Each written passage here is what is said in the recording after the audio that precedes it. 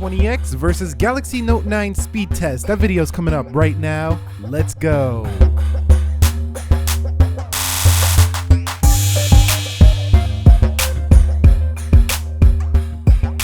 So what is up, guys? Nick here, helping you to master your technology, and welcome to the Huawei Mate 20X versus the Galaxy Note 9 speed test. As promised from the poll, this one was the number 2 most voted to see here. Let's begin with a boot up in 3, 2, 1 and see which one can get there first. Now, the Samsung does have 8 GB of RAM. The Huawei phone does have 6 GB of RAM.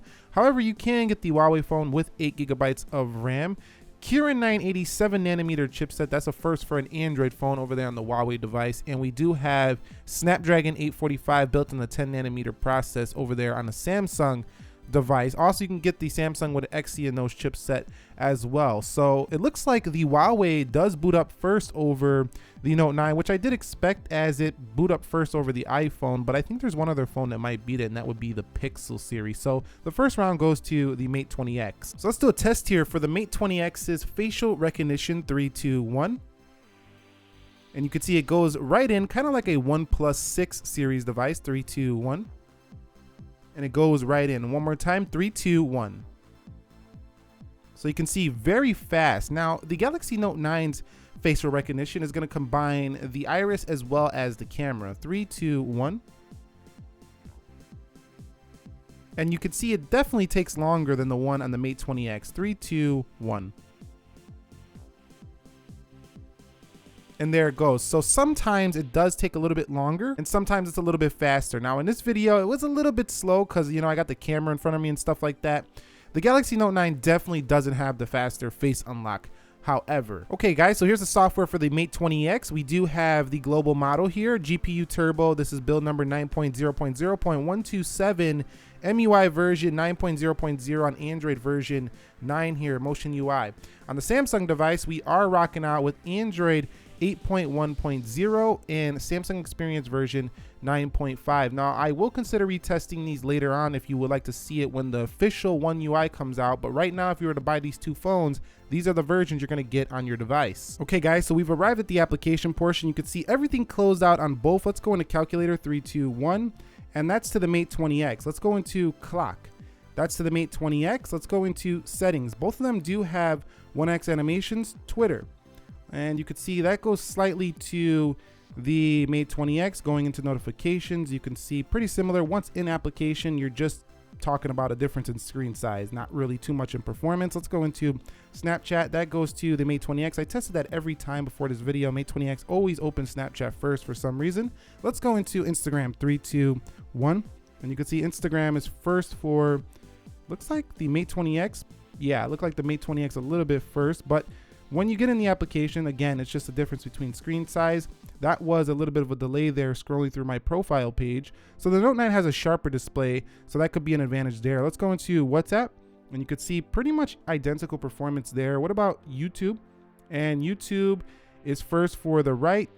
Let's go into the trending tab, and you can see pretty similar, but the Note 9 does have a little bit of a better YouTube experience as it has the 2K resolution, or a little bit higher than 2K resolution on that device. Heading into Prime Video here, you can see Prime Video is first for the left. Nice stuff there for the Huawei device. And let's go into Amazon Shopping.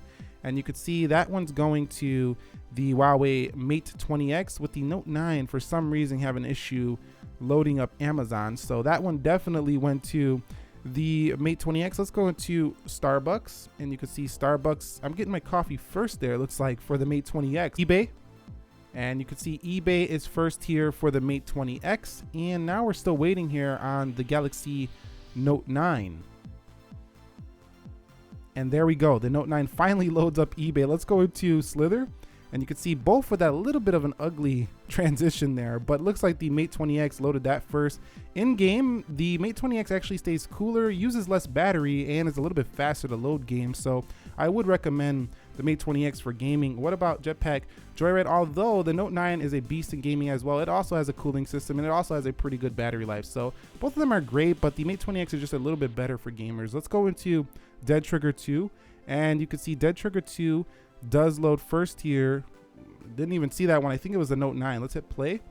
and see which one gets into that game first. And it looks like it's going to go to the Mate 20X here. When you're actually in the game, the graphics perform well on both. Like I say, when actually playing though, I find that the Note 9 gets a little bit warmer than the Mate 20X. Also has a smaller battery capacity, so it will drain more battery, but both are excellent when it comes to graphical performance, to be quite honest with you. Let's go into the Sims 3, 2, 1 and see which one can load this first. And it looks like the Mate 20X has the step over the Galaxy Note 9 here in this testing so far. And yes, it definitely loads this up first, and the Note 9 is coming now, but a little bit slower there. Well, kind of a lot of bits slower there than the Mate 20X. So that one's going to the Mate 20X. And lastly, let's go into PUBG Mobile 3, 2, 1. Now this one does take quite a bit of time, but I said in my iPhone comparison with the 20X that it was one of the fastest phones I've seen to load the PUBG game. But will it show me up here? You're way ahead of the Note 9 when it comes to PUBG Mobile right here. So I think overall, like I said earlier, gaming performance better for the Mate 20X. Okay guys, so let's take a look at the RAM management to see if we get any reloads on these applications. We're gonna go with the Mate 20X first. Nothing there for PUBG.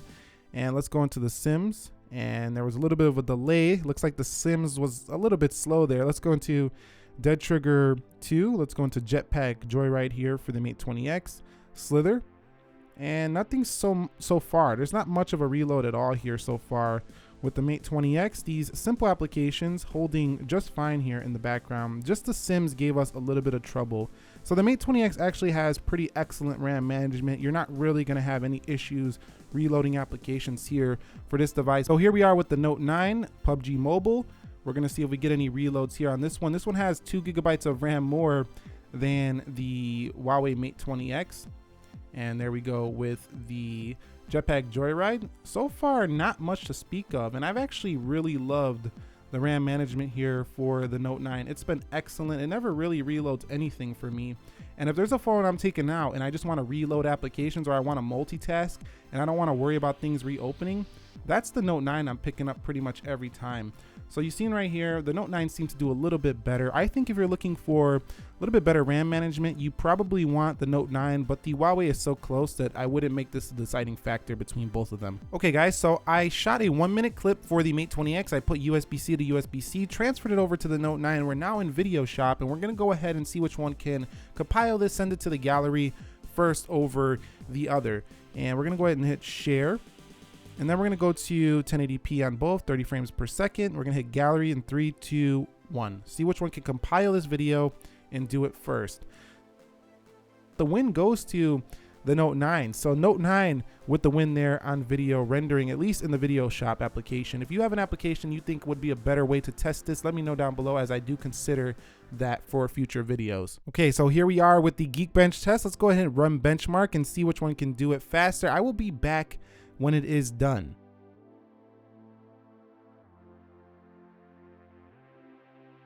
So the Huawei Mate 20X is first to finish this test with a monster 3318 single core and a monster 9720 multi-core score on Geekbench. However, like I said before, they've been caught cheating on the P20 Pro test, so we don't know yet if this is 100% true here for this device. And here comes the Galaxy Note 9 in just a second with its final score, but taking significantly longer to finish this test, which might be an indication that the Kirin 980 is much faster at stuff that's going to require that CPU, like a CPU benchmark, for example. And you can see it just blows away the Note 9 in these benchmarks. However, we're going to have to wait a while to make sure that these are accurate scores. For now, it goes to the Huawei Mate 20X. For this test, I'm giving it to the Mate 20X, but not by a large margin. It's very slightly. So don't pick either of these just on the basis of speed. Pick it on the basis of the features you need, like a bigger display, for example, for the Mate 20X, triple camera, or the S Pen for the Galaxy Note 9, and you can say all the multitasking features and abilities that come to this phone. So still, speed is not the only factor in buying both of these, but the Mate 20X is a slight winner here over on a speed test. Let me know if you agree with my assessment down below in the comment section of this video. And if you found this one helpful, entertaining, informing, do me a favor, click that like button for me. And if you're new here, consider subscribing for more. Nick here helping you to master your technology. Be sure to be well, and peace.